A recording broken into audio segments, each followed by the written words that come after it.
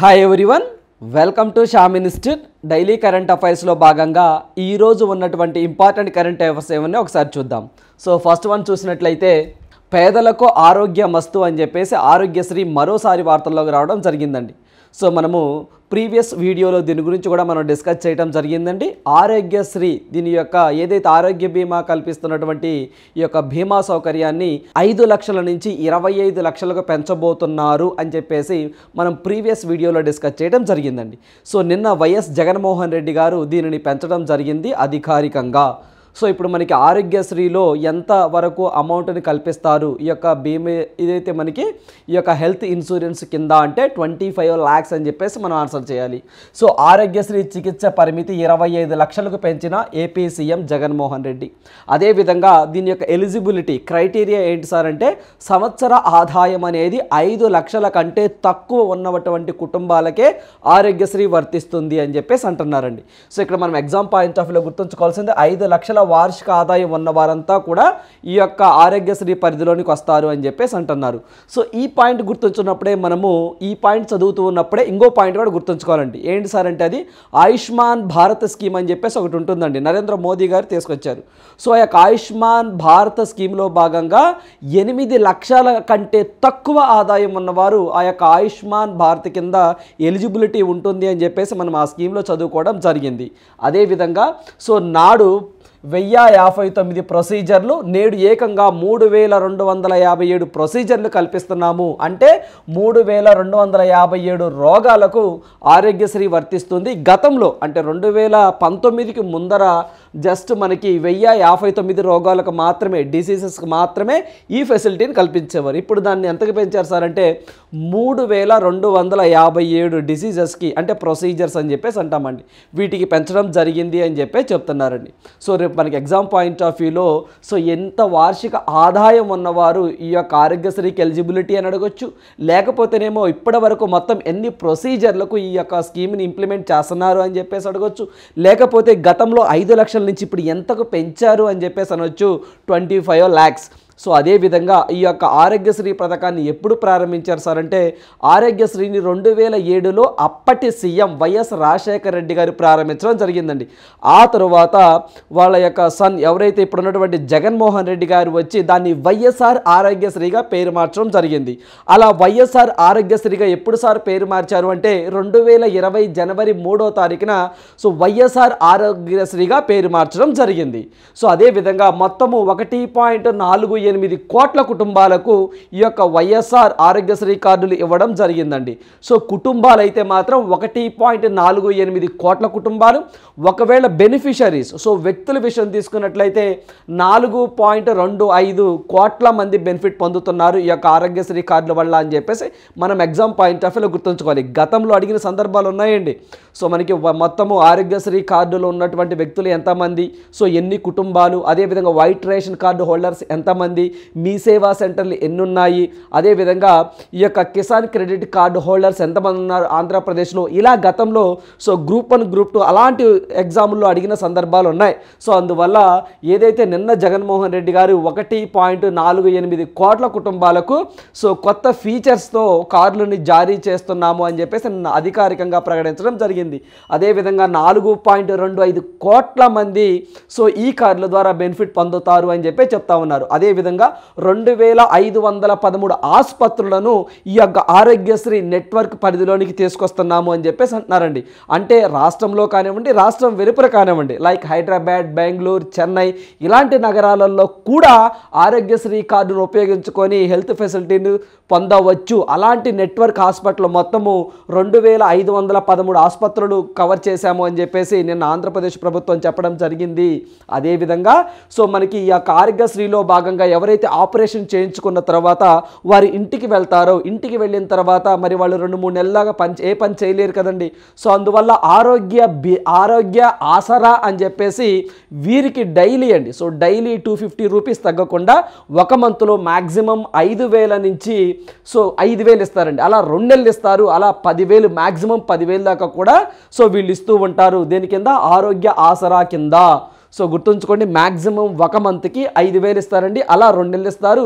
ఓవరాల్గా 10,000 రూపాయలు అనేది ఆపరేషన్ తర్వాత ఈ యొక్క మనకి ఈ యొక్క అమౌంట్ని అందచేయడం జరుగుతుంది. సో ఎగ్జామ్ పాయింట్ ఆఫ్ వ్యూలో ఇంత కాన్సెప్ట్ గుర్తుంచుకోవాలి మనం ఎగ్జామ్ పాయింట్ ఆఫ్ వ్యూలో. సో అదేవిధంగా ఇది ఆరోగ్యశ్రీకి సంబంధించిందండి. అదేవిధంగా మనము ఆరోగ్యశ్రీతో పాటుగా దిశ యాప్ను కూడా డౌన్లోడ్ చేసుకోవాలి.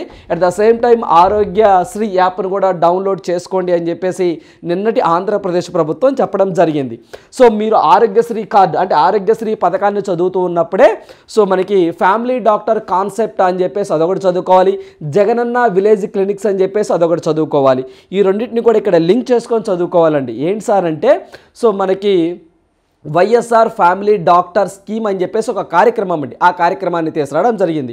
ఈ యొక్క ఫ్యామిలీ డాక్టర్ కాన్సెప్ట్ ఏంటి సార్ అంటే సో ఏదైతే 104 వాహనాలతో మన విలేజెస్కి మంత్లో 2 టైమ్స్ వస్తాయండి. అలా వచ్చి అక్కడ ఎవరైతే ఏదైతే మనకి పెరాలసిస్ పేషెంట్లు కానివ్వండి, వికలాంగులు కానివ్వండి, వృద్ధులు కానివ్వండి, అంటే హాస్పిటల్స్కి వెళ్ళలేనటువంటి వ్యక్తులు ఎవరైతే ఉంటారో వారి వద్దకే 104 వాహనాలు వచ్చి వైద్య సదుపాయాన్ని కల్పించి ఏమైనా మెడిసిన్స్ కావాలంటే ఇవ్వడం, సో రక్త పరీక్షలు లాంటివి కానివ్వండి, ఇలాంటివి చిన్న చిన్న టెస్టులు చేయటం అలాంటివి చేసి వాళ్ళకి మెడిసిన్ ప్రొవైడ్ చేసి వెళ్తూ ఉంటారండి. సో ఇలాంటి సదుపాయాన్ని అంటే డోర్ స్టెప్ అంటే ఇంటి ముంగిటికే వైద్య సదుపాయాలు అనే కాన్సెప్ట్తో ఫ్యామిలీ డాక్టర్ కాన్సెప్ట్ విధానాన్ని తీసుకురావడం జరిగింది. సో ఈ విధానంలో సో ఏదైతే ఆ యొక్క అంబులెన్స్లో అంటే 104 వాహనాల్లో ఒక డాక్టర్ గారు ఉంటారు. సో మిగతా ఇంకో డాక్టర్ గారు వచ్చేసరికి ప్రైమరీ హెల్త్ కేర్ సెంటర్స్ అని చెప్పేసి ఉంటాయండి. సో దాంట్లో ఉంటారు.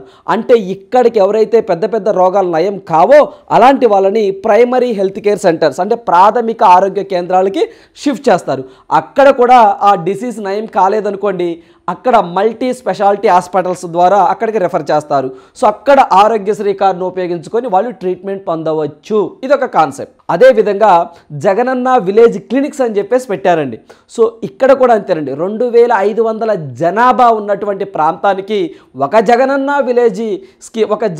విలేజ్ క్లినిక్ని ప్రొవైడ్ చేస్తారు. సో వాటిని కూడా ఆ ప్రాథమిక ఆరోగ్య కేంద్రాలకి అనుసంధానించడం జరిగింది. అంటే ఇప్పుడు 104 వాహనాలు వస్తున్నాయి కాబట్టి ఇంటి దగ్గర మనము కావాల్సినటువంటి వైద్య సదుపాయాలు తీసుకోవచ్చండి. సో అక్కడి నుంచి ప్రైమరీ హెల్త్ కేంద్రాలు అంటే మనకి ప్రాథమిక ఆరోగ్య కేంద్రాలు అని చెప్పేసి అంటాం, వాటికి రిఫర్ చేస్తారు.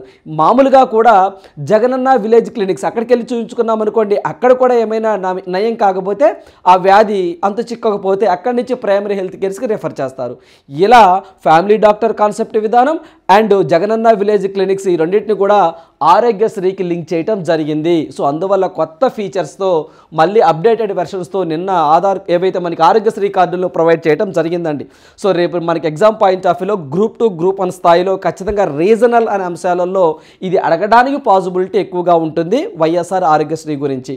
అదేవిధంగా ఆంధ్రప్రదేశ్ గురించి చెప్పాలంటే మనము రీసెంట్గా కూడా డిస్కస్ చేశామండి. సో ఆంధ్రప్రదేశ్కి సంబంధించి ఇటీవల కాలంలో వార్తల్లో ఉన్నాయని చెప్పేసి మొత్తము ఏదైతే మనకి ఆపరేషన్ పరివర్తన అనే పథకాన్ని స్కీమ్నండి ఆపరేషన్ పరివర్తన అనే కార్యక్రమాన్ని ఆంధ్రప్రదేశ్ పోలీసు వారు తీసుకురావడం జరిగిందండి. ఈ కార్యక్రమంలో భాగంగానే ఈ యొక్క గంజాయి సాగును, అక్రమ రవాణాను అరికట్టడం, మత్తు పదార్థాలను దూరంగా చేయడం జరిగింది. అదేవిధంగా మనకి వైఎస్ఆర్ ఎన్టీఆర్ హెల్త్ యూనివర్సిటీకి సంబంధించి కూడా ఎన్టీఆర్ హెల్త్ యూనివర్సిటీ ఉండేది, దానికి వైఎస్ఆర్ హెల్త్ యూనివర్సిటీ అని చెప్పేసి విజయవాడలో దానికి పేరు మార్చడం జరిగిందని చెప్పేసి మనం డిస్కస్ చేసాం. అదేవిధంగా రాష్ట్ర ఫినాన్స్ కమిషన్గా మనకి రత్న కుమారి గారు రావడం జరిగిందని చెప్పేసి మనం డిస్కస్ చేయడం జరిగిందండి. సో అదేవిధంగా ఆంధ్రప్రదేశ్కు సంబంధించి మొత్తము ఫస్ట్ దిశ పోలీస్ స్టేషన్ అండి, దిశ పోలీస్ స్టేషన్ని రాజమహేంద్రవరంలో ఏర్పాటు చేశారు అని చెప్పేసి. సో మొత్తం ఇది టూరిస్ట్ పోలీస్ స్టేషన్ మొట్టమొదటిసారిగా ఆంధ్రప్రదేశ్లోనే ఏర్పాటు చేశారని. సో వైఎస్ఆర్ జెనరిక్ పశు మెడికల్ షాప్ని కూడా విజయవాడలో ప్రారంభించారని చెప్పేసి మనం డిస్కస్ చేశాం. అదేవిధంగా రీసెంట్గా 2 ఇథనాల్ పవర్ ప్లాంట్ అండి. సో 2 ఇథనాల్ పవర్ ప్లాంట్స్ని ఒకదాని విజయనగరం జిల్లా కొండవలసలో, ఇంకోటి కృష్ణా జిల్లా దగ్గర ఏర్పాటు చేయబోతున్నారని కరెంట్ అఫైర్స్లో డిస్కస్ చేశాం. ఇటీవల కాలంలో బల్క్ డ్రగ్ పార్క్ అని చెప్పేసి సో కాకినాడ జిల్లా నుంచి నక్కపల్లికి షిఫ్ట్ అయిందని చెప్పేసి మనం డిస్కస్ చేయడం జరిగిందండి. అనకాపల్లి జిల్లాకి షిఫ్ట్ అవ్వడం జరిగింది నక్కపల్లికి. అని చెప్పేసి మనం కరెంట్ అఫైర్స్లో డిస్కస్ చేసాం. ఇవన్నీ కూడా ఆంధ్రప్రదేశ్లో మనం గుర్తుంచుకోవాల్సిన అంశాలు. అదేవిధంగా ఆంధ్రప్రదేశ్కి సంబంధించి కూడా సో మనకి ఏదైతే ఈ యొక్క Kaundinya wildlife sanctuary, Sri Venkateswara national park, పాపికొండలో national park, so Gundla Brahmeswaram wildlife sanctuary, so ఇవన్నీ కూడా మనం గుర్తుంచుకోవాల్సిన wildlife sanctuaries and national parks ఆంధ్రప్రదేశ్కి సంబంధించి. అదేవిధంగా సో మనకి జనవరి 20వ తారీఖున అంబేద్కర్ గారి యొక్క విగ్రహాన్ని కూడా వైఎస్ జగన్మోహన్ రెడ్డి ఆవిష్కరించబోతున్నారు. సో మొత్తం 125 అడుగుల విగ్రహాన్ని కూడా పీడబ్ల్యూ గ్రౌండ్లో ఏర్పాటు చేస్తున్నారని చెప్పేసి మనం కరెంట్ అఫైర్స్లో డిస్కస్ చేయడం జరిగిందండి ఆంధ్రప్రదేశ్కి సంబంధించి. సో అదేవిధంగా ఇటీవల కాలంలో మెల్లమాంబ కానివ్వండి, అదేవిధంగా మనకి విశ్వధాభిరామ వినురవేమ అని చెప్పేసినటువంటి వేమన జయంతిని సో జనవరిలో కూడా దాన్ని రాష్ట్ర పండుగగా డిక్లేర్ చేయడం జరిగిందని చెప్పేసి మనం కరెంట్ అఫైర్స్లో డిస్కస్ చేసాం. ఇవన్నీ కూడా ఇటీవల కాలంలో ఆంధ్రప్రదేశ్లో జరిగినటువంటి కొన్ని ఇంపార్టెంట్ సంఘటనలు. అవన్నీ మీ నోట్స్లోనే ఉన్నాయి, ఒకసారి రివిజన్ చేసుకోండి. రైట్, సో నెక్స్ట్ వన్ చూద్దాం. సో నెక్స్ట్ వన్ చూసినట్లయితే సరోగసి ద్వారా పుంగునూరు కోడెదూడ అని చెప్పేసి న్యూస్లోకి రావడం జరిగిందండి.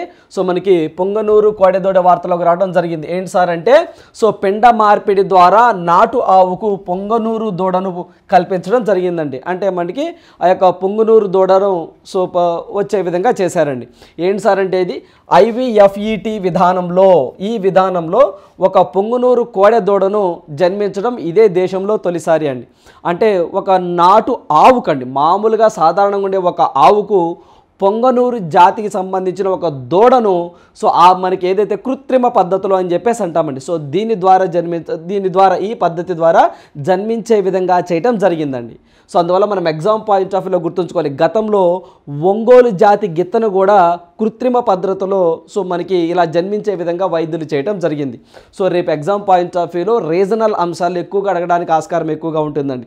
సో ఇక్కడ మనం ఒకసారి చూసినట్లయితే గతంలో గురించి మాట్లాడుకుందామండి. గతంలో సో మనకి అంటే గతేడాది అంటే 2022లో ఒంగోలు ఆవుకు ఏంటంటే ఒంగోలు గిత్తలు అని చెప్పేసి ఉంటాయి. 2 రకాల గిత్తలు ఉంటాయండి, ఒంగోలు గిత్త, పొంగునూరు గిత్త అని చెప్పేసి ఉంటాయండి. ఒంగోలు అంటే ఇక్కడ మనకి ప్రకాశం ఈ సైడ్ ఎక్కువగా దొరుకుతూ ఉంటాయండి, ఇవి ఎక్కువగా కనిపిస్తూ ఉంటాయి. సో ఒంగోలు ఆవుకు సాహిల్ అనే ఒక దూడని క్రియేట్ చేశారండి.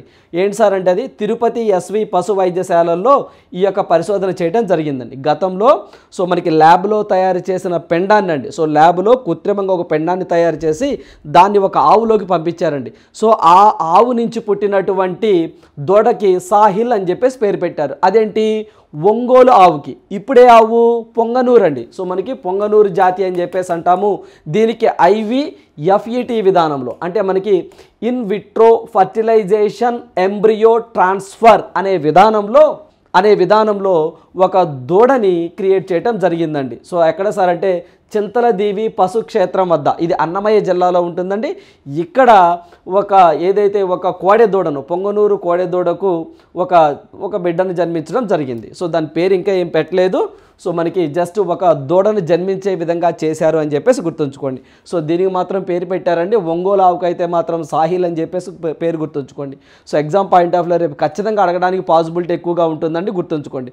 పిండ మార్పిడి ద్వారా ఒక నాటు ఆవుకు పొంగనూరు అంటే పొంగనూరు బ్రీడ్కి సంబంధించినటువంటి ఒక దూడను సో మనకి కృత్రిమ పద్ధతిలో మనకి వీళ్ళని జన్మించే విధంగా చేయటం జరిగింది. సో గుర్తుంచుకోండి అండి, ఒకటి వచ్చేసరికి ఏమో ఒంగోలు, అది వేరు సాహిల్, ఇది వచ్చేసరికి పొంగనూరు కోడె. ఈ రెండు మన ఎగ్జామ్ పాయింట్ ఆఫ్ వ్యూలో గుర్తుంచుకోవాలి. అదేవిధంగా సో ఇక్కడ మనకి IVFET అని చెప్పేసి అంటామండి. అంటే మనకి ఇన్ విట్రో ఫర్టిలైజేషన్ అని చెప్పేసి అంటాం. అంటే సరోగసి విధానంలో మన భారతదేశంలోనే మొట్టమొదటిసారిగా ఒక రాష్ట్ర ప్రభుత్వం అండి, ఏ రాష్ట్ర ప్రభుత్వం అనేది గుర్తు తెచ్చుకోండి, ఒక రాష్ట్ర ప్రభుత్వం IVF విధానంలో అక్కడ ఉన్నటువంటి ప్రజలకు ఫ్రీగా ఆ యొక్క ట్రీట్మెంట్ ఇప్పించే ప్రయత్నం చేస్తూ ఉంది.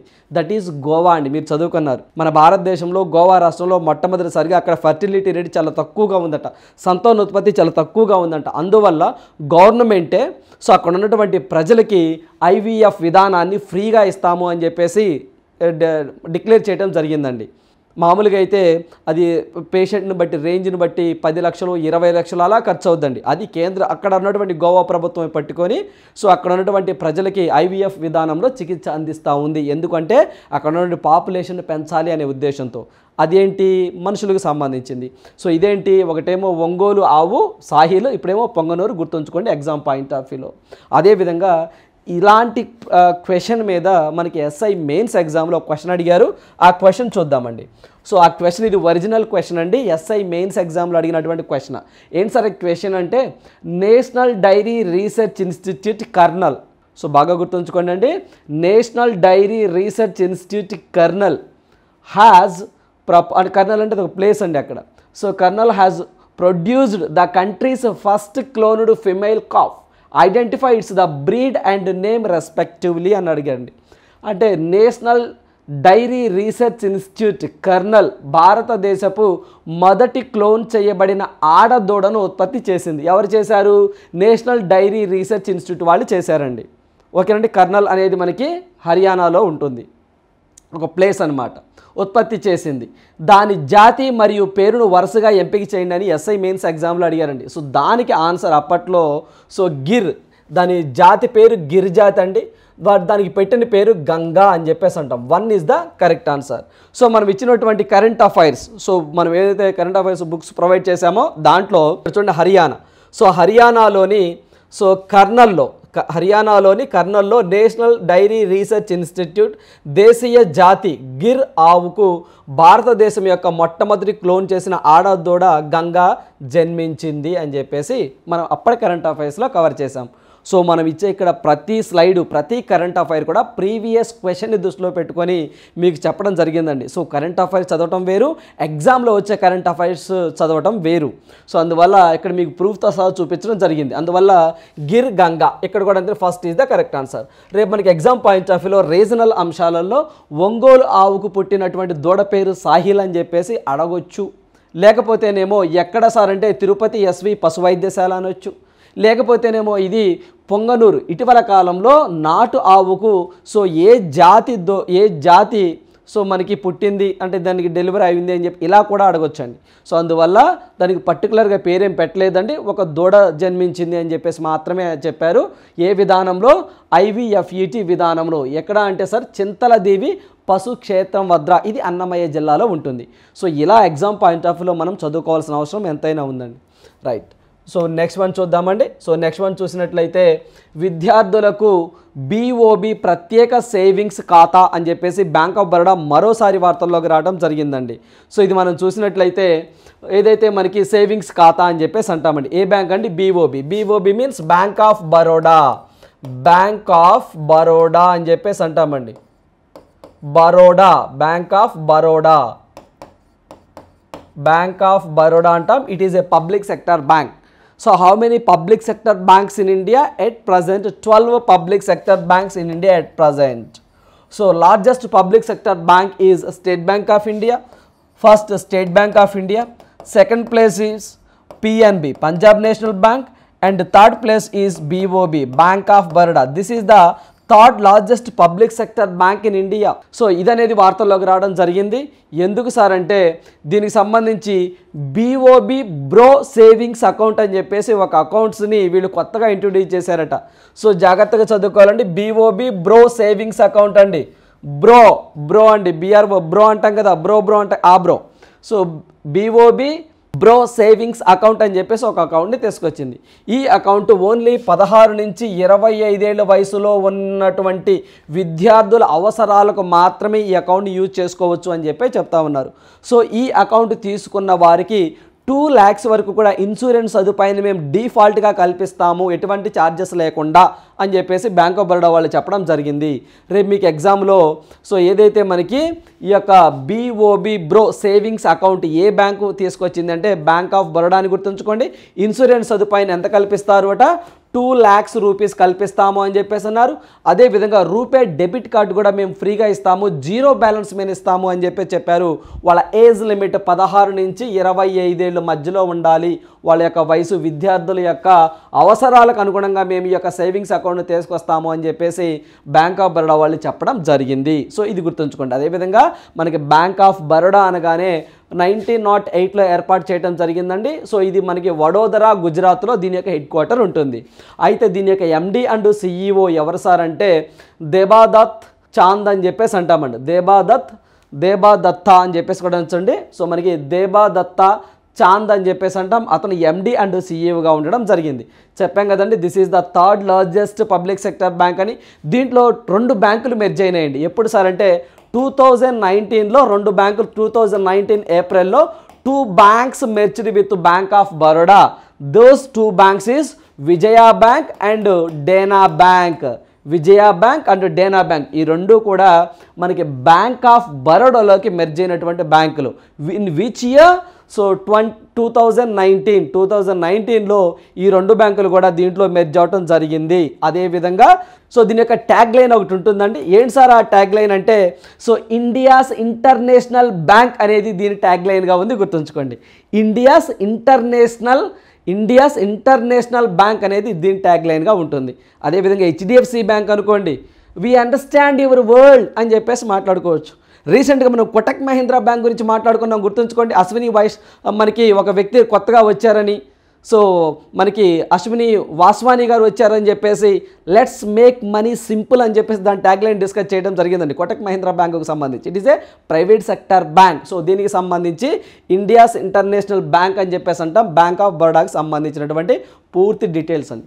సో గతంలో కూడా అంటే 1 వీక్ క్రితం కూడా మనము బ్యాంక్ ఆఫ్ ఇండియా గురించి మాట్లాడుకున్నామండి. సో బ్యాంక్ ఆఫ్ ఇండియా అని చెప్పేసి వీళ్ళు కూడా ఒక సేవింగ్స్ అకౌంట్ని తీసుకొచ్చారండి. ఒకసారి గుర్తు తెచ్చుకోండి, ఆ సేవింగ్స్ అకౌంట్ పేరు బ్యాంక్ ఆఫ్ ఇండియా అండి. ఎస్, నారీ శక్తి సేవింగ్స్ అకౌంట్ అని చెప్పేసి నారీ శక్తి సేవింగ్స్ అకౌంట్ అని చెప్పేసి ఓన్లీ విమెన్ కోసమే దీన్ని తీసుకొచ్చారని చెప్పేసి మనం కరెంట్ అఫైర్స్లో డిస్కస్ చేయడం జరిగిందండి. అందువల్ల నారీ శక్తి సేవింగ్స్ అకౌంట్ అయితే మాత్రం bank of India, this is also public sector bank. అదేవిధంగా ఇప్పుడు మనకు వచ్చేసరికి బీఓబి బ్రో సేవింగ్స్ అకౌంట్ అయితే మాత్రం బ్యాంక్ ఆఫ్ బరోడా. సో అందువల్ల ఇవి ఎగ్జామ్ పాయింట్ ఆఫ్లో గుర్తుంచుకోవాల్సినటువంటి అంశాలు. రైట్, సో నెక్స్ట్ వన్ చూద్దాం. సో నెక్స్ట్ వన్ చూసినట్లయితే తమిళనాడులో సీఎం విత్ పీపుల్ కార్యక్రమాన్ని ప్రారంభించిన స్టాలిన్. సో మనకి సీఎం విత్ పీపుల్ అనే ఒక కార్యక్రమాన్ని తీసుకొచ్చారట తమిళనాడు సీఎం స్టాలిన్ గారు. ఎందుకు అట? ఎవరైతే మనకి పథకాలు అర్హులందరికీ చేర్చాలనే ఉద్దేశంతోనే ఈ కార్యక్రమాన్ని ప్రారంభించారు. 30 రోజుల్లోపు పరిష్కరించడమే ఈ యొక్క కార్యక్రమం యొక్క ముఖ్య ఉద్దేశం అని చెప్పి చెప్తున్నారండి. సేమ్గా మన ఆంధ్రప్రదేశ్లో జగన్మోహన్ రెడ్డి గారు తీసుకొచ్చారు కదా, ఏంటది? జగనన్నకు చెబుదామని చెప్పేసి ఒక కార్యక్రమాన్ని తీసుకొచ్చారు కదా. ఆ జగనన్నకు చెబుదామనే కార్యక్రమం యొక్క ముఖ్య ఉద్దేశం ఏంటి? సో ఏదైతే ఈ యొక్క గవర్నమెంట్ ప్రొవైడ్ చేస్తున్నటువంటి పథకాలు అర్హత ఉండి ఎవరికైతే అందలేదో అలాంటి వ్యక్తులను ఐడెంటిఫై చేసి వాళ్ళకి ఆ పథకాలను అందించడం జగనన్నకు చెబుదాం అనే కార్యక్రమం తీసుకురావడం జరిగిందండి. దానికి అనుబంధంగానే జగనన్న సురక్ష అని చెప్పేసి కార్యక్రమాన్ని తీసుకొచ్చారు. సో సేమ్ అలాంటిదే తమిళనాడులో పేరు మార్చారు. ఏంటి సార్ అంటే సీఎం విత్ పీపుల్ అని చెప్పేసి ఆయన ఇంగ్లీష్లో పెట్టుకున్నాడు, ఇక్కడేమో ఈయనేమో జగనన్నకు చెబుదాం అని చెప్పేసి ఈయన పెట్టుకున్నారు. సో అందువల్ల రేపు మనకి ఎగ్జామ్లో సీఎం విత్ పీపుల్, సో ఈ యొక్క కార్యక్రమాన్ని ఏ రాష్ట్ర ప్రభుత్వం తీసుకొచ్చింది అంటే దట్ ఈస్ తమిళనాడు అని చెప్పేసి గుర్తుంచుకోండి. సో తమిళనాడు అనగానే ఇటీవల కాలంలో సీఎం బ్రేక్ఫాస్ట్ స్కీమ్ అని చెప్పేసి ఒక దాన్ని తీసుకొచ్చారండి. ఏంటి సార్ ఈ యొక్క సీఎం బ్రేక్ఫాస్ట్ స్కీమ్ అంటే అల్ప ఆహార పథకం అని మనం తెలుగులో అంటాము. సో ఈ యొక్క సీఎం బ్రేక్ఫాస్ట్కి సంబంధించి కూడా సీఎం బ్రేక్ఫాస్ట్ అండి మొత్తం 17 లక్షల మంది విద్యార్థులకు యూస్ఫుల్ ఉంటుందని, 1వ తరగతి కాడి నుంచి సో మనకి 5వ తరగతి చదివేటువంటి ఎవరైతే పిల్లలు ఉంటారో వాళ్ళకి ఈ స్కీమ్ని మనం తీసుకొచ్చాము అని. సో దీంట్లో భాగంగానే 31,000 సో మనకి 31,000 స్కూల్స్ అనేవి ఈ పరిధిలోకి రాబోతున్నాయని, వాళ్ళకి సీఎం బ్రేక్ఫాస్ట్ అంటే పొద్దున్నే టిఫిన్గా ఏదైతే మనకి సాంబార్ ఇడ్లీ కానివ్వండి, రాగి జావా ఇలాంటివండి, సో బ్రేక్ఫాస్ట్ కింద మేము ప్రొవైడ్ చేస్తాము. 1వ తరగతి నుంచి 5వ తరగతి చదివే పిల్లలకి మొత్తం 17 లక్షల మంది బెనిఫిట్ పొందుతారు. మొత్తం అప్రాక్సిమేట్గా 31,000 ప్రభుత్వ పాఠశాలలో సీఎం బ్రేక్ఫాస్ట్ స్కీమ్ని ఇంప్లిమెంట్ చేస్తామని చెప్పేసి తమిళనాడు గవర్నమెంట్ చెప్పడం జరిగిందండి. సో ఇది వచ్చేసరికి సీఎం బ్రేక్ఫాస్ట్ స్కీమ్ అని చెప్పేసి అంటాం. మరొకటండి ఇటీవల కాలంలోనే సో మనకి మగలీర్ ఏంటంటే అది మగలీర్ ఉరిమై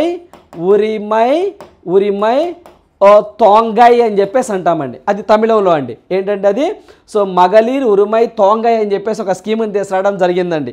సో ఇది కూడా అక్కడ ఉన్నటువంటి ఎవరైతే మహిళలు అంటే బిలో పవర్టీ లైన్ పేద మహిళలు ఉంటారో వాళ్ళ అకౌంట్లోనికి సో 1000 రూపీస్ వాళ్ళ అకౌంట్లో వేస్తాము అని చెప్పేసి సీఎం స్టాలిన్ గారు సెప్టెంబర్ 15వ తారీఖున అండి, సో మనకి సెప్టెంబర్ 15వ తారీఖున దీన్ని ఏర్పాటు చేయడం, ఈ స్కీమ్ని తీసుకురావడం జరిగిందండి. సో అదేవిధంగా ఇది కూడా అంతేనండి, సీఎం బ్రేక్ఫాస్ట్ కూడా సో మనకి సెప్టెంబర్ 15 తీసుకురావడం జరిగింది. అదేవిధంగా సో దగ్గరగా అండి ఈ యొక్క ఏదైతే మనకి మగలై ఉరిమై తిట్టం, దీంట్లో భాగంగా 1 కోటి మంది కోటి మంది మహిళలకి అకౌంట్లో 1000 రూపీస్ ఇస్తాం మంత్లీ అని చెప్పేసి దీన్ని తీసుకురావడం జరిగిందండి. సో సేమ్ ఇంతేనండి. సేమ్ మనకు కూడా ఇక్కడ కూడా ఉంది కదండి, వైఎస్ఆర్ చేయూత అని చెప్పేసి ఉంది కదండి, అదే 17,500 ఎంత ఇస్తారు.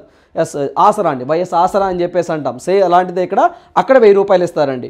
సో ఇలా తీసుకురావడం జరిగింది. సో ఇప్పుడు మనకి తమిళనాడు అనగానే సో మనకి సీఎం విత్ పీపుల్ ఉండాలి, అదేవిధంగా మగలై ఉరమై తిట్టం ఉండాలి, అదేవిధంగా సీఎం బ్రేక్ఫాస్ట్ స్కీమ్ అని చెప్పేసి ఉండాలి. సీఎం బ్రేక్ఫాస్ట్ స్కీమ్ అంటే రెండో స్టేట్ ఏంటి సార్ అంటే మనకి తెలంగాణ అండి. సో వాళ్ళు ఏంటి అక్కడ ఇప్పుడు లేదండి, కేసీఆర్ గవర్నమెంట్, కేసీఆర్ గారు తీసుకురావచ్చారండి. సో ఎలక్షన్కు ముందు తీసుకొచ్చారు, ఇప్పుడు లేదు కాబట్టి సో జస్ట్ గుర్తుంచుకోండి, అది 1వ తరగతి కాడి నుంచి 10వ తరగతి దాకా చదివే పిల్లలకండి. ఇదేంటి 1 నుంచి 5th వరకే. బట్ ఇప్పుడు గవర్నమెంట్ లేదు కాబట్టి, ఇప్పుడు అక్కడ కాంగ్రెస్ వచ్చింది కాబట్టి జస్ట్ 2వ స్టేట్ ఏ స్టేట్ అని చెప్పేసి అడిగితే తెలంగాణ, ఇట్ ఈస్ ఎనఫ్ సరిపోతుంది. సో దాని గురించి ఫర్దర్గా అవసరం లేదు, ఎందుకంటే ప్రభుత్వం అక్కడ లేదు కాబట్టి ఎగ్జామ్లో కూడా అడగడానికి పాసిబిలిటీ తక్కువగా ఉంటుందండి. సో అందువల్ల ఇవన్నీ గుర్తుంచుకోండి తమిళనాడు అనగానే ఎగ్జామ్ పాయింట్ ఆఫ్ వ్యూలో. రైట్. సో నెక్స్ట్ మనం చూద్దాము. ప్రధాని నవనిర్దేశం అని చెప్పేసి ప్రధాని మోదీ గారు నిన్న ఉత్తరప్రదేశ్ వెళ్ళారండి. మరి ఉత్తరప్రదేశ్ ఎందుకు వెళ్ళారు సార్ అంటే అక్కడ ప్రపంచంలోనే, గుర్తుంచుకోండి, ప్రపంచంలోనే అతిపెద్ద ధ్యాన కేంద్రాన్ని ఒకదాన్ని ప్రారంభించారండి. ఆయన మెడిటేషన్ సెంటర్ అండి, ఒకదాన్ని ప్రారంభించడానికి వెళ్ళారు. మరి వెళ్ళి అక్కడ కొన్ని సూచనలు చేయడం జరిగింది, ప్రసంగించడం జరిగింది. అవి ఎగ్జామ్ పాయింట్ ఆఫ్లో మనం చూసినట్లయితే ఏమని సార్ అంటే వారణాసిలో అండి. సరిగ్గా మనకి ఉత్తరప్రదేశ్ వారణాసి అంటాం, పవిత్ర స్థలం అని చెప్పేసి అంటామండి. సో ఆ వారణాసిలోనే ప్రపంచంలోనే అతి పెద్ద ధ్యాన కేంద్రాన్ని ఒకేసారి 20,000 మంది ఒకేసారి కూర్చొని ధ్యానం చేసుకునేటువంటి ఒక పెద్ద హాల్ను ఒకదాన్ని నరేంద్ర మోదీ గారు ప్రారంభించడం జరిగింది. రేపు మనకి ఎగ్జామ్ పాయింట్ ఆఫ్ వ్యూలో నరేంద్ర మోదీ గారు ఇటీవల కాలంలో ప్రపంచంలోనే అతి పెద్ద ధ్యాన కేంద్రాన్ని ఎక్కడ ప్రారంభించారని అడుగుతారు. వారణాసి, ఉత్తరప్రదేశ్. దాని కెపాసిటీ ఎంత సార్ అంటే ఒకేసారి 20,000 మంది ఒకేసారి కూర్చొని ధ్యానం చేసుకోవచ్చు. దాని పేరేంటి సార్, ఏదైతే ఆ యొక్క ధ్యాన కేంద్రం పేరేంటి సార్ అంటే సర్వవేద మహామందిరం అని చెప్పేసి అంటామండి. సర్వవేద మహామందిరం అని చెప్పేసి దాని పేరు. సో దీనిని నిన్న నరేంద్ర మోదీ గారు ప్రారంభించడం జరిగిందండి. సో ప్రారంభిస్తూ ఉపన్యాసంలో ఒక 9 సూత్రాల గురించి నరేంద్ర మోదీ గారు మరోసారి ఉద్ఘాటించడం జరిగిందండి. సో వీటిని ఏవైతే మనకి సూత్రావళి అని చెప్పేసి అంటామండి, సూత్రావళి అని చెప్పేసి అంటాం. ఒక 9 సూత్రాలు, లైక్ మనం సూత్రాలు అంటే మన భాషలో చెప్పుకోవాలంటే కొన్ని విషయాలు అని చెప్పేసి అనొచ్చండి. ఒక 9 విషయాలు ప్రజలందరూ ఖచ్చితంగా పాటిస్తే బాగుంటుంది అని చెప్పేసి నరేంద్ర మోదీ గారు చెప్పడం జరిగిందండి. సో ఆ యొక్క సూత్రావళిలో లేని సూత్రం ఏంటి అని అడగొచ్చు, లేదా ఆ సూత్రావళి మొత్తం ఎన్ని అని అడగొచ్చు. మొత్తం 9 సూత్రాలు అండి. ఏంటి సార్ ఆ 9 సూత్రాలు అంటే మన భాషలో వ్యవహారికంగా సో మనకి కార్యక్రమాలు, లేకపోతే చేయవలసిన పనులు, ఆచరించవలసినటువంటి పనులు అని కూడా అనొచ్చండి. సో చూసినట్లయితే నీటిని చాలా పొదుపుగా వాడుకోండి అని చెప్పేసి దేశ ప్రజలను ఉద్దేశించి నరేంద్ర మోదీ గారు చెప్పడం జరిగిందండి. సో ఏదైతే మనకి రాబోయే రోజుల్లో ఈ యొక్క మంచినీటి కొరత ఏర్పడుతుంది, అందువల్ల నీటిని చాలా పొదుపుగా ఉపయోగించుకోండి అని చెప్పేసి ప్రజలను ఉద్దేశించి చెప్పడం జరిగిందండి. అదేవిధంగా డిజిటల్ లావాదేవీలు అనేది ప్రతి గ్రామానికి కూడా తీసుకువెళ్ళండి. సో ఈ ఫిజికల్ ఫార్మేట్లో ఉపయోగాన్ని తగ్గించి అంతా కూడా డిజిటల్లో ట్రాన్సాక్షన్ పెంపొందించుదాము. పర్టికులర్గా గ్రామీణ ప్రాంతాలలో ఉన్నటువంటి ప్రజలకు అవగాహన కల్పిద్దాము ఈ యొక్క డిజిటల్ లావాదేవీల మీద, like PhonePe, Google pay, so ఇలా ఇంటర్నెట్ బ్యాంకింగ్ ఇలాంటి వాటిలో ఎక్కువగా గ్రామీణ ప్రజలు అవేర్నెస్ తీసుకొద్దాము అని చెప్పేసి నరేంద్ర మోదీ గారు చెప్పడం జరిగింది. సో 3వ సూత్రావళి ఏంటి సార్ అంటే మనం ఉన్నటువంటి గ్రామం కానివ్వండి, మనం నివసిస్తున్న ప్రాంతం కానివ్వండి, మనం నివసిస్తున్నటువంటి నగరం కానివ్వండి, వీటిని ఎప్పుడు పరిశుభ్రంగా ఉంచుకునే ప్రయత్నం చేద్దాము అని చెప్పేసి నరేంద్ర మోదీ గారు చెప్పారు స్వచ్ఛ భారత్లో భాగంగా. అదేవిధంగా స్థానిక ఉత్పత్తులను ఎక్కువగా యూజ్ చేద్దాము. ఎవడో జపాన్ వాడు, చైనా వాడు తయారు చేసిన వస్తువులు కాకుండా మన స్వదేశీయులు తయారు చేసినటువంటి స్థానిక ఉత్పత్తుల్ని ఎక్కువగా యూజ్ చేద్దాము అని చెప్పేసి నరేంద్ర మోదీ గారు చెప్పడం జరిగింది. సో 5వ సూత్రావళి వచ్చేసరికి దేశంలోని ప్రాంతాలనే సందర్శించడం. అంటే మీరు విదేశాలు వెళ్ళి ఈఫిల్ టవర్ చూస్తా, లేకపోతేనేమో ఇంకో చోటకి వెళ్ళి నయగారా జలపాతం చూస్తాను, లేకపోతేనేమో అమెరికా వెళ్ళి స్టాచ్యూ ఆఫ్ లిబర్టీ చూస్తాను, ఇలాంటివి. సో అంటే విదేశాలకు వెళ్ళే ముందు ఆ బీచ్ చూస్తా, ఈ బీచ్ చూస్తా, థాయిలాండ్ వెళ్ళి వేరే బీచ్ చూస్తా, ఇలా కాకుండా ముందు మన దేశంలో ఉన్నటువంటి కొన్ని సందర్శన ప్రాంతాలను సందర్శించండి. సో లైక్ మనకి తాజ్మహల్ కానివ్వండి, వారణాసి ప్రాంతం కానివ్వండి, అదేవిధంగా మనకి జమ్మూ అండ్ కాశ్మీర్ యొక్క అందాలను కానివ్వండి, సో ఇలాంటివండి నార్త్ ఈస్ట్ స్టేట్స్లో ఉన్నటువంటి అందాలను కానివ్వండి, అదేవిధంగా శ్రావణ బెళగొళ ప్రాంతాలను కానివ్వండి, సో ఇలా సుందరమైనటువంటి ప్రాంతాలు మన భారతదేశంలో చాలా ఉన్నాయి, ముందు మన దేశంలో ఉన్నటువంటి సందర్శించండి అని చెప్పేసి ప్రజలకు చెప్పడం జరిగిందండి. అదేవిధంగా సహజ వ్యవసాయాన్ని చేసే విధంగా ప్రజలను ప్రోత్సహిద్దాము అని చెప్పారండి.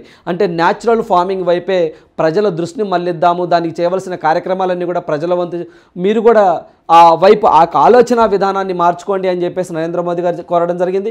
అదేవిధంగా శ్రీ అన్నాగా సో చిరుధాన్యాల యొక్క వాడకాన్ని కూడా బాగా పెంచాలి అని చెప్పేసి నరేంద్ర మోదీ గారు చెప్పారండి. అదేవిధంగా శారీరక దృక్పథంతో అంటే శారీరక దృఢత్వం కోసము అంటే ఫిజికల్గా మనం స్ట్రాంగ్గా ఉన్నప్పుడు అన్నీ సాధ్యమవుతాయి అని చెప్పేసి దాంట్లో భాగంగా ప్రతిరోజు కూడా యోగా చేయటం కానివ్వండి, సో మనకి ప్రతిరోజు కూడా ఒక 1/2 కిలోమీటర్ రన్ మనకి ఖాళీ నడకన అని చెప్పేసి అంటామండి, అంటే వాకింగ్ చేయటం కానివ్వండి. సో ఇలా ఆరోగ్యాన్ని జాగ్రత్తగా ఉంచుకొని దృఢంగా ఉండండి అని చెప్పి చెప్పడం జరిగిందండి. అదేవిధంగా లాస్ట్ 9వ సూత్రం కూడా ఒక్కొక్క వ్యక్తి ఒక్కొక్క పేద కుటుంబాన్ని అంటే ఎంత వీలైతే అంత ఒక పేద కుటుంబానికి సపోర్ట్గా ఉండాలి. అంటే భారతదేశం నుంచి పేదరికాన్ని పూర్తిగా తరిమివేయాలి కాబట్టి సో ఎవరైతే డెవలప్ అయ్యారో అలాంటి వ్యక్తులు పేద వ్యక్తులు ఒక కుటుంబాన్ని సో దత్తత తీసుకొని అంటే వాళ్ళకి సపోర్ట్గా ఉంటూ వాళ్ళు కూడా అభివృద్ధి పదంలో వచ్చే విధంగా వాళ్ళకి చేయూతను అందించండి అని చెప్పేసి నరేంద్ర మోదీ గారు ఈ 9 సూత్రాలను నిన్న చెప్పడం జరిగిందండి. సో ఇవి మనకి రేపు ఎగ్జామ్ పాయింట్ ఆఫ్ లో రావడానికి పాసిబిలిటీ ఉంటాయి, గుర్తుంచుకోండి. ఓకేనండి. సో ఈ 9 సూత్రాల గురించి ఉద్బోధించారు మోడీ గారు. అదేవిధంగా సర్వవేద మహామందిరం, సో దాని పేరే సర్వవేద మహామండపం అంటారండి. ప్రపంచంలోని అతిపెద్ద ధ్యాన కేంద్రం, 20,000 మంది ఒకేసారి కూర్చోవచ్చు. దాన్ని కూడా నిన్న వారణాసిలో ప్రారంభించడం జరిగింది. ఎక్కడ అంటే ఉత్తరప్రదేశ్ అని చెప్పేసి గుర్తుంచుకోండి. సో ఉత్తరప్రదేశ్ అనగానే యోగి ఆదిత్యనాథ్ సీఎంగా గుర్తు రావాలి. అదేవిధంగా ఉత్తరప్రదేశ్ అనగానే నందబాబా మిల్క్ మిషన్ కానివ్వండి, కౌ సెన్సస్ కానివ్వండి, నాన్ వెజ్ డే నవంబర్ 25 కానివ్వండి, ఇవన్నీ కూడా మన కరెంట్ అఫైర్స్లో డిస్కస్ చేసుకోవడం జరిగింది. అదేవిధంగా అక్కడ అయోధ్య టెంపుల్ బిల్డ్ చేయబోతున్నారు, ఫ్యూచర్ అది త్వరలోనే ఇనాగ్రేషన్ ఉందండి. నరేంద్ర మోదీ గారిని చీఫ్ గెస్ట్గా పిలవడం జరిగింది. అదేవిధంగా కాశీ విశ్వనాథ టెంపుల్ కూడా అక్కడే ఉందండి. సో మనకి ఎక్కడ అంటే వారణాసిలోనే ఉండడం జరిగింది. సో ఇవన్నీ కూడా మన ఎగ్జామ్ పాయింట్ ఆఫ్ వ్యూలో గుర్తుంచుకోవాల్సినటువంటి అంశాలు. ఇదే విధంగా భారత మండపం అని చెప్పేసి ఒకటి ఉంటుందండి, సేమ్ అది కూడా అంతే. సో భారత మండపం అని చెప్పేసి G20 సమావేశం జరిగిందండి. సో ఆ భారత మండపం దగ్గరే నటరాజ విగ్రహాన్ని ప్రారంభించారని చెప్పేసి, సో అది దగ్గరగా ఏదైతే 28 అడుగుల ఎత్తులో ఉందని, చోళ కాలం నాటి యొక్క శైలిని ఇక్కడ కూడా ఉపయోగించారని, సో మనకి ఆ భారత మండపాన్ని బసవేశ్వర మండపం కర్ణాటకకు సంబంధించి ఆ నమూనాను బేస్ చేసుకునే ఈ యొక్క మండపాన్ని కూడా తయారు చేశారని చెప్పేసి మనం కరెంట్ అఫైర్స్లో డిస్కస్ చేశాం. సో అవి కూడా ఒకసారి రివిజన్ చేసుకునే ప్రయత్నం చేయండి. రైట్. సో నెక్స్ట్ వన్ చూద్దాం. సో నెక్స్ట్ వన్ చూసినట్లయితే 2022-23లో 8,375 కోట్ల యూపీఐ లావాదేవీలు అని చెప్పేసి మనకి ఆర్థిక శాఖ సహాయక మంత్రి భగవత్ కరాడే గారు చెప్పడం జరిగింది. సో యూపీఐ సేవలు అంటే 2022-23లో 8,375 కోట్ల యూపీఐ లావాదేవీలు జరిగినాయి. లైక్ ఫోన్పే, గూగుల్ పే ఇలా మనం చేస్తూ ఉంటాం కదా యూపీఐ ద్వారా, ఫోన్ నెంబర్ ద్వారా. అలాంటివి 8,375 కోట్ల ట్రాన్సాక్షన్ జరిగింది, అంత అమౌంట్ జరిగిందని చెప్పేసి చెప్పడం జరిగిందండి. సో 2017-18లో యూపీఐ లావాదేవీల సంఖ్య 92 కోట్లు మాత్రమే ఉండేదండి వాటి సంఖ్య. కానీ ఇప్పుడు 2022-23లో 8,375 కోట్లకు పెరిగాయి అని చెప్పేసి చెప్పడం జరిగింది. సో మన ఎగ్జామ్ పాయింట్ ఆఫ్ వ్యూలో ఈ ఫిగర్ గుర్తుంచుకోండి. 2022-23లో మొత్తం 8,375 కోట్ల యూపీఐ లావాదేవీలు జరిగాయి అని చెప్పేసి గుర్తుంచుకోండి. అదేవిధంగా యూపీఐ దాని ఫుల్ ఫామ్ కూడా ఇంపార్టెంట్ అండి, యూనిఫైడ్ పేమెంట్స్ ఇంటర్ఫేస్ అని చెప్పేసి అంటామండి. యూనిఫైడ్ పేమెంట్ ఇంటర్ఫేస్ అని చెప్పేసి అంటాం. సో దీన్ని ఎవరు సార్ రెగ్యులేట్ చేసేది అంటే national payments corporation of India వాళ్ళు రెగ్యులేట్ చేస్తారు, గుర్తుంచుకోండి. చాలా ఇంపార్టెంట్. ఏంటి సార్ అంటే యూపీఐ అంటే unified payments interface regulated by national payments corporation of India. National payments corporation of India regulated by reserve bank of India. So గుర్తుంచుకోండి ఇదండి. So యూపీఐని regulate చేసేది ఎన్పిసిఐని రెగ్యులేట్ చేసేది రిజర్వ్ బ్యాంక్ ఆఫ్ ఇండియా. అంతే తప్ప reserve bank of India డైరెక్ట్గా యూపీఐని regulate చెయ్యొద్దు. So అదేవిధంగా so ఈ యొక్క NPCI national payments corporation of India వాళ్ళు దీన్ని చేస్తారు. సో యూపీఐ సేవలను ఎప్పటి నుంచి భారతదేశంలో తీసుకొచ్చేస్తారంటే 2016 ఏప్రిల్ నుంచి యూపీఐ సేవలు అనేది మన భారతదేశంలో రావడం జరిగిందండి. అదేవిధంగా ఈ యొక్క క్రాస్ బోర్డర్ అగ్రిమెంట్ అంటే కొన్ని దేశాలతో మనం యూపీఐ సేవలు ఇటీవల కాలంలో సో మనం ఎంఓయూ చేసుకోవడం జరిగిందండి, అంటే మనము అగ్రిమెంట్ చేసుకోవడం జరిగిందండి. అలా మొత్తం దగ్గరగా 26 దేశాలతో మనము యూపీఐ సేవలను కొనసాగిస్తూ ఉన్నాం. మీరు చదువుకున్న సో ప్రీవియస్లో అంటే ప్రిలిమ్స్ పాయింట్ ఆఫ్ వ్యూలో మనము సింగపూర్ అని, మనం Singapore monetary authority of India వారు అండ్ యూపీఐ వారు టైఅప్ అయ్యారని చెప్పేసి, రీసెంట్గా మనం ఫ్రాన్స్ పర్యటనకు వెళ్ళినప్పుడు ఫ్రాన్స్ వాళ్ళు కూడా యూపీఐ సేవలను ఉపయోగించుకుంటామన్నారు.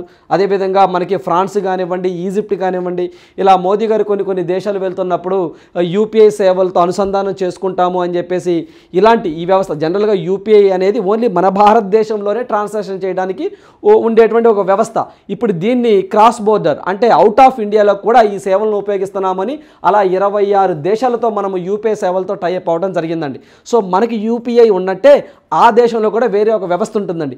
ఆ వ్యవస్థతో యూపీఐ వాళ్ళు టైఅప్ అవుతారు. సో అలా మనం ట్రాన్సాక్షన్ చేసుకోవచ్చు అమౌంట్. ఇలా తీసుకురావడం జరిగిందని కరెంట్ అఫైర్స్లో మనం డిస్కస్ చేసాం. అదేవిధంగా ఒక 3 days క్రితం కూడా అండి రిజర్వ్ బ్యాంక్ ఆఫ్ ఇండియా వాళ్ళు మన అకౌంట్లో నుంచి ఆటో డెబిట్ కింద 15,000 రూపీస్ ఉండాల్సింది ₹1,00,000కి పెంచారు అని చెప్పేసి మనం కరెంట్ అఫైర్స్లో డిస్కస్ చేయడం జరిగిందండి. అంటే ఫర్ ఎగ్జాంపుల్ ఒక వ్యక్తి క్రెడిట్ కార్డు కట్టాలండి, 1వ తారీఖున క్రెడిట్ కార్డు కట్టాలి. అలా కట్టాలి అంటే అతను ఆటో డెబిట్ పెట్టుకున్నాడు అనుకోండి, 1వ తారీఖున అతని అకౌంట్లో ఉంటే ఆటోమేటిక్గా అకౌంట్ నుంచి డబ్బులు కట్ అవుతాయి. అలా ప్రీవియస్ గతంలో 15,000 రూపాయలు మాత్రమే గరిష్టంగా ఆటో డెబిట్ అవుతాయండి. అతను 20,000 కట్టాలనుకోండి, ఆటో డెబిట్ పెట్టుకోవడానికి వర్కౌట్ అవుద్దా? నో, వర్కౌట్ అవ్వదు. ఎందుకంటే మ్యాక్సిమం 15,000. దాన్ని రిజర్వ్ బ్యాంక్ ఆఫ్ ఇండియా ₹1,00,000కి చేసిందండి. అంటే ఇప్పుడు నువ్వు క్రెడిట్ కార్డు 20,000 కట్టాలనుకోండి, మ్యాక్సిమం 1,00,000 కదా ఆటో డెబిట్గా కట్ అయిపోతాయి 1వ తారీఖున. అలా 15,000 రూపాయలు ఉన్నటువంటి ఆటో డెబిట్ ₹1,00,000కి పెంచారు. ఇదొకటి డిస్కస్ చేసాం. అదేవిధంగా ఈ యొక్క యూపీఐ సేవలండి, అంటే మనం యూపీఐ ద్వారా 24 hours 1 dayలో ₹1,00,000 మాత్రమే వేరే వ్యక్తికి పంపిస్తాం. కానీ ఇటీవల కాలంలో మనము స్కూల్స్, కాలేజెస్, హాస్పిటల్స్ ఇలాంటి బిల్లులు యూపీఐ వారు 5 లక్షల వరకు పర్మిషన్ ఇచ్చారు అని చెప్పేసి, అంతకుముందు గతంలో 1,00,000 ఉండేదండి, ఇప్పుడు 5 లక్షలకు పెంచారు అని చెప్పేసి మనం రిజర్వ్ బ్యాంక్ ఆఫ్ ఇండియా గురించి మాట్లాడుకున్నప్పుడు డిస్కస్ చేసాం, గుర్తెచ్చుకోండి. సో అందువల్ల ఈ 2 పాయింట్లు గుర్తుంచుకోవాలి. అంటే మనం ఆటో డెబిట్ మ్యూచువల్ ఫండ్స్ కానివ్వండి, ఎల్ఐసి ప్రీమియమ్స్ కానివ్వండి, క్రెడిట్ కార్డులు కానివ్వండి, ఇలా కట్టాలి అంటే ₹1,00,000 వరకు ఆటో డెబిట్ పెట్టుకోవచ్చు. సో మామూలుగా అయితే ఇండివిజువల్గా ఒక వ్యక్తి ₹1,00,000 మాత్రమే పంపించుకోవచ్చు. కానీ exception condition schools, colleges, hospitals ఇలాంటివి మాత్రం 5 లక్షల వరకు కూడా యూపీఐ ద్వారా పంపించుకోవచ్చు అని చెప్పేసి మనం చదువుకున్నాం. దాంతోపాటుగా మొత్తం క్రాస్ బోర్డర్ అగ్రిమెంట్ ఎన్ని దేశాలతో యూపీఐ సేవలు పంచుకున్నాం? 26 దేశాలతో. సో యూపీఐ రెగ్యులేట్ చేసేది national payments corporation of India. ఈ national payments corporation of India MD and CEO Dilip Asbe అనే వ్యక్తి రావడం జరిగింది, గుర్తుంచుకోండి. దిలీప్ ఆస్బే. సో దిలీప్ ఆస్బే అనే వ్యక్తి రావడం జరిగింది ఈ యొక్క నేషనల్ పేమెంట్స్ కార్పొరేషన్ ఆఫ్ ఇండియాకి హెడ్గా. సో ఇవన్నీ కూడా కాన్సెప్ట్ అండి. ఇది మనం ఎకానమీ పాయింట్ ఆఫ్ వ్యూలో మనం చదువుకుంటాం. రైట్. సో నెక్స్ట్ వన్ చూద్దాం. సో నెక్స్ట్ వన్ చూసినట్లయితే ఆస్ట్రేలియాలో భారీ వరదలండి. సో ఒక 2 days క్రితం నుంచి ఆస్ట్రేలియా నుంచి భారీగా వరదలు వస్తూ ఉన్నాయి. అక్కడ ఒక తుఫాన్ రావడం జరిగిందండి. ఏంటి సార్ అంటే అది జాస్పర్ తుఫాన్ అని చెప్పేసి గుర్తుంచుకోండి అండి. ఏ తుఫాన్ అంటే జాస్పర్ తుఫాన్ అని చెప్పేసి అంటాం. ఈ జాస్పర్ తుఫాన్ కారణంగా 14,000 ఇళ్ళు అనేవి మునిగిపోయినాయి. అక్కడ రవాణా అంతా స్తంభించిపోయింది అని చెప్పేసి, అస్తవ్యస్తంగా ఉంది. ప్రజా జీవితం అనేది దుర్భరంగా మారింది అని చెప్పేసి ఆస్ట్రేలియా ప్రభుత్వం డిక్లేర్ చేయడం జరిగిందండి. రేపు మనకి ఎగ్జామ్ పాయింట్ ఆఫ్ వ్యూలో జాస్పర్ తుఫాన్ ఇటీవల కాలంలో ఏ దేశం మీద బాగా ప్రభావాన్ని చూపింది అని చెప్పేసి అడుగుతారు. దట్ ఈజ్ ఆస్ట్రేలియా అని చెప్పేసి గుర్తుంచుకోండి, సరిపోతుంది. అదేవిధంగా సో ఇటీవల కాలంలో కొన్ని తుఫాన్లు వార్తల్లోకి వచ్చాయి. ఒక్కసారి మీకు గుర్తు చేసే ప్రయత్నం చేస్తాను, ఒకసారి జాగ్రత్తగా వినండి. ఆల్రెడీ మీ దగ్గర ఉన్నవే, కొత్తగా నోట్స్ రాసుకోవాల్సిన అవసరం లేదు. బట్ ఒకసారి తీసి రివిజన్ చేయటమే మిగిలి ఉన్నది. ఏంటి సార్ అంటే అవి సో డోక్సూరి తుఫాన్ అని చెప్పేసి ఫిలిప్పైన్లో రావడం జరిగింది. అదేవిధంగా ఐడాలియా తుఫాన్ అని చెప్పేసి అమెరికాలో రావడం జరిగిందని. సో దీని యొక్క గ్రీకు పదము సూర్యుడు అనే పదము ఉంటుందని చెప్పేసి, ఐడాలియా అంటే గ్రీకు పదములో సూర్యుడు. ఈ ఐడియాల తుఫాన్ ఈ యొక్క ఐడాలియా తుఫాన్ అండి ఇటీవల కాలంలో ఏ దేశాన్ని ఎఫెక్ట్ చూపించిందంటే అమెరికాలో రావడం జరిగిందండి. అదేవిధంగా తాలిం అని చెప్పేసి అంటామండి. తాలిం అని చెప్పేసి ఇటీవల కాలంలో చైనాని, వియత్నాంని, సో మనకి ఈ 2 దేశాలను బాగా ఇబ్బంది పెట్టిందండి. ఈ యొక్క తాలిం అనే పేరు పెట్టింది ఎవరు సార్ అంటే ఫిలిప్పైన్ దేశము అని చెప్పేసి గుర్తుంచుకోవాలండి. ఫిలిప్పైన్ దేశము అని చెప్పేసి గుర్తుంచుకోవాలి. అదేవిధంగా బిపోర్ జాయ్ అని చెప్పేసి అంటామండి. బిపోర్ జాయ్ అని చెప్పేసి ఇటీవల కాలంలో అరేబియా సముద్రంలో రావడం జరిగిందండి. సో ఇది మనకి ఇబ్బందికరంగా ఉంటుందని, గుజరాత్కి ఎక్కువగా తాకే ప్రమాదం ఉందని చెప్పేసి అన్నాం. సో బంగ్లాదేశ్ వారు బిపోర్ జాయ్ అనే పేరు పెట్టడం జరిగింది. So it is A edge, sharpness అని చెప్పేసి అంటాం బిపోర్ జాయ్ అంటే. అదేవిధంగా మోచా అంటే సో మోచా అని చెప్పేసి అంటామండి. ఇది బంగాళాఖాతంలో ఏర్పడింది. బంగ్లాదేశ్కి, మయన్మార్కి బాగా ఇబ్బంది పెట్టిందండి ఈ మోచా. సో ఈ మోచా అని పేరు పెట్టిన దేశం ఏంటి సార్ అంటే యెమెన్ అని చెప్పేసి మనం డిస్కస్ చేసుకోవడం జరిగిందండి. సో యెమెన్ అని మనం డిస్కస్ చేసుకోవడం జరిగింది. సో దీంట్లో భాగంగానే మనం ఆపరేషన్ కరుణ అని చేపట్టి ఈ బంగ్లాదేశ్ బంగ్లాదేశ్కి మయన్మార్కి మనం సహాయం చేయడం జరిగింది. అదేవిధంగా సౌలా తుఫాన్ అని చెప్పేసి అంటామండి. సౌలా తుఫాన్ సో మనకి చైనాని బాగా ఇబ్బంది పెట్టింది. అదేవిధంగా మిచాంగ్ అని చెప్పేసి రీసెంట్గా ఇటీవల కాలంలో అండి, సో మనకి ఇటీవల కాలంలో మిచాంగ్ అనే తుఫాను ఆంధ్రప్రదేశ్ని అండ్ తమిళనాడుని బాగా ఇబ్బంది పెట్టిందండి. సో దీనికి మిచాంగ్ అని చెప్పేసి పేరు పెట్టింది ఏంటంటే మయన్మార్ దేశం అండి. సో మనకి మయన్మార్ దేశము పేరు పెట్టిందని చెప్పేసి మనం డిస్కస్ చేసుకోవడం జరిగింది అని చెప్పేసి కూడా మనం డిస్కస్ చేయడం జరిగింది. సో ఇది కూడా మనం గుర్తుంచుకోవాల్సింది ఐడాలియా. సో అదేవిధంగా అమెరికా అని చెప్పేసి అంటామండి. సో మీకు ఒక చిన్న క్వశ్చన్ అండి, ఏంటి సార్ అంటే అది ఇటీవల కాలంలోనే లిబియా దేశాన్ని బాగా ఇబ్బంది పెట్టినటువంటి తుఫాన్ అండి. అంటే లిబియాలో ఇటీవల తుఫాన్ వచ్చింది, ఆ తుఫాన్ పేరేంటి అని చెప్పేసి ఒకసారి గుర్తు తెచ్చుకోండి. మనం డిస్కస్ చేసాం, ఒకసారి క్రాస్ చెక్ చేసుకోండి. ఇవన్నీ కూడా ఇటీవల కాలంలో సంభవించినటువంటి తుఫాన్స్. ఓకేనండి, సో గుర్తుంచుకోండి. లిబియా ఏంటో ఒకసారి మీ దగ్గరే ఉంది, క్రాస్ చెక్ చేసుకోండి. రైట్. సో నెక్స్ట్ వన్ చూద్దామండి. సో నెక్స్ట్ వన్ చూసినట్లయితే ఈజిప్ట్ అధ్యక్షుడిగా ఎల్సిసి తిరిగి ఎన్నిక. సో ఈజిప్ట్లో మనకి నిన్న ఎన్నికలకు సంబంధించిన రిజల్ట్ అనేది రావడం జరిగిందండి. సో ఎవరైతే ఉన్నారో అబ్దుల్ ఫతాహ్ ఎల్ సిసి అనే వ్యక్తి మూడవసారి ప్రెసిడెంట్గా అధికారాన్ని చేపట్టబోతా ఉన్నారండి. సో మనకి ఇతను గతంలో మనకి రిపబ్లిక్ డే ఈ సంవత్సరం అండి, అంటే జనవరి 26, 2023 ముఖ్య అతిథిగా విచ్చేసినటువంటి వ్యక్తి ఇతనేనండి, ఈజిప్ట్ ప్రెసిడెంట్. సో ఈయన మళ్ళీ తిరిగి ఎన్నుకోవడం జరిగిందండి. 6 ఏళ్ల కాలానికి ఇతను మళ్ళీ మూడవసారి ఎన్నుకోవడం జరిగిందండి. 2019 సంవత్సరంలో రాజ్యాంగ సవరణను చేసి, గతంలో 4 ఇయర్స్ మాత్రమే టర్మ్ ఉండేదండి ప్రెసిడెంట్గా.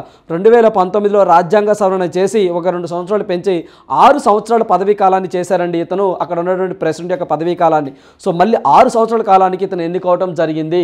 సో అందువల్ల ఇతను వరుసగా మూడవసారి విజయం సాధించాడు. 9 ఏళ్ల నుంచి దేశాన్ని పరిపాలిస్తున్న ఈ మాజీ సైనికాధికారి మరో 6 ఏళ్ల పాటు పదవిలో ఉంటారండి. గతంలో సైన్యానికి అధ్యక్షుడిగా పనిచేశారు. అప్పుడున్నటువంటి ప్రెసిడెంట్ని సో మనకి పదవీచ్యుతుని చేసి సో మళ్ళీ ఇతను ప్రెసిడెంట్గా గతంలో రావడం జరిగిందండి. సో అప్పటి నుంచి మళ్ళీ ఇతనే ఇప్పుడు మూడోసారి ఎన్నుకోవడం జరిగింది. ఇతని గురించి మనం చూసినట్లయితే ఎల్సిసి గారండి, ఇతనికి 89.6% ఓటింగ్ రావడం జరిగిందని గుర్తుంచుకోండి. ఇతని మీద ఉన్న ప్రత్యర్థులు ఎవరైతే ఉన్నారో వాళ్ళకి 5% కూడా, సో 4-5 ఇతని మీద కంటెస్ట్ చేశారండి. ఎవరికి కూడా 5% కంటే ఎక్కువ ఓటింగ్ కూడా రాలేదు. చూడండి 89.6% ఉందంటే ప్రజా ఆమోదం చాలా స్ట్రాంగ్గా ఉన్నట్లు. అదేవిధంగా 2014 మధ్యకాలంలో తొలిసారిగా ప్రెసిడెంట్ అయ్యాడండి. అప్పుడున్నటువంటి ప్రెసిడెంట్ని దించి ఇతను అయ్యాడు, అప్పుడు మధ్యలో అయ్యాడండి. ఆ తర్వాత 2018లో రెండోసారి ప్రెసిడెంట్గా అయ్యారు.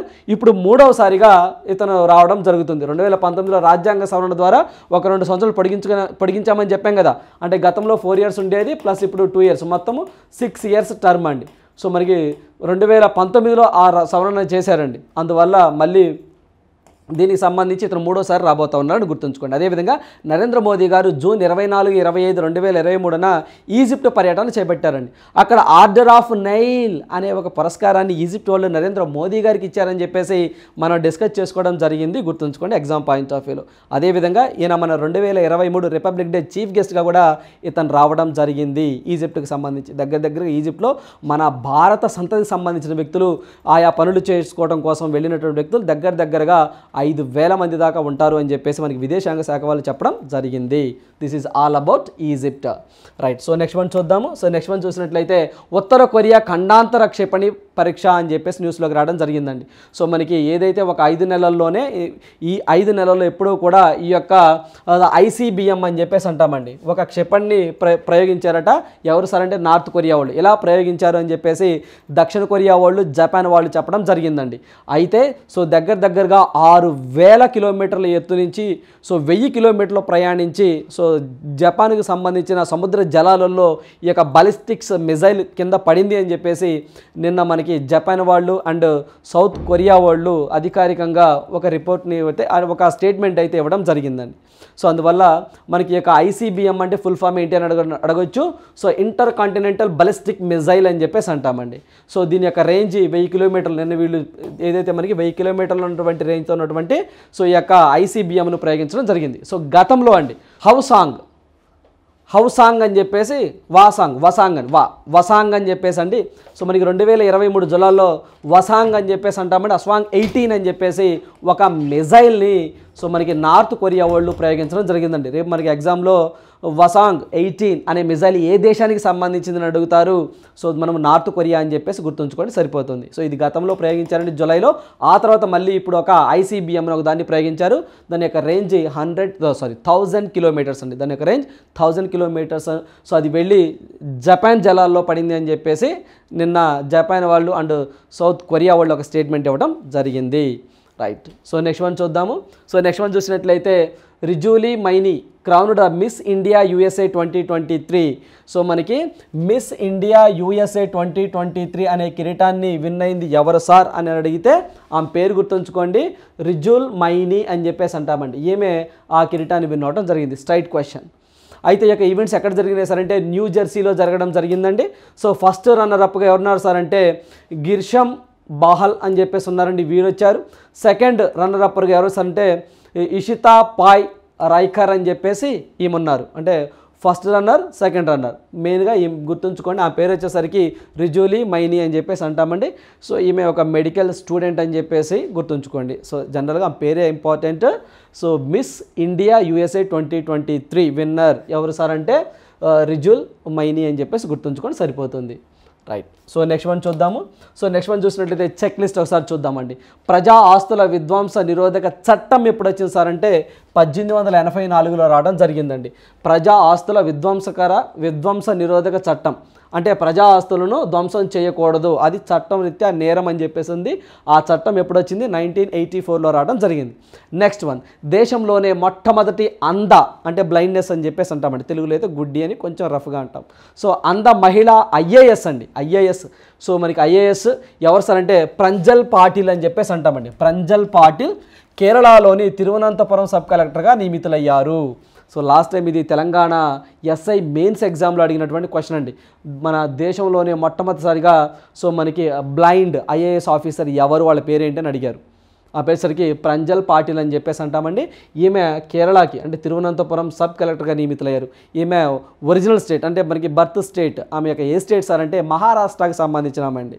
సో మహారాష్ట్ర ఆమె పోస్టింగ్ రీత్యా ఆమె తిరువనంతపురం సబ్ కలెక్టర్గా నియమితులయ్యారు. రైట్. సో నెక్స్ట్ వన్ చూద్దాం. సో ఇవన్నీ క్వశ్చన్ ఫర్ యూ, ఈ ప్రశ్న మీకోసమే. ఇది చూసినట్లయితే which country has launched the world's first methane powered rocket జుంగ్ 2 అని చెప్పేసి అంటున్నామండి. ఏంటంటే అది సో మనకి జుంగ్ 2 అని చెప్పేసి అంటాం. అది ఎవరిది అని చెప్పేసి అంటున్నారు. దట్ ఈస్ అది కూడా మిథైన్తో ఉన్నటువంటిది, మిథైన్ పవర్డ్ రాకెట్. ఏంటి సార్ అంటే దట్ ఈస్ చైనా అండి. సో చైనా వాడిది, చైనా అని చెప్పేసి గుర్తుంచుకోండి సరిపోతుంది. రైట్. సో ఇవ్వండి ఈరోజు ఉన్నటువంటి ఇంపార్టెంట్ కరెంట్ అఫైర్స్. సో ప్రతి అభ్యర్థి కూడా ప్రతిరోజు అనేది కరెంట్ అఫైర్స్ ఖచ్చితంగా చదవాల్సిందేనండి. So thank you, all the best.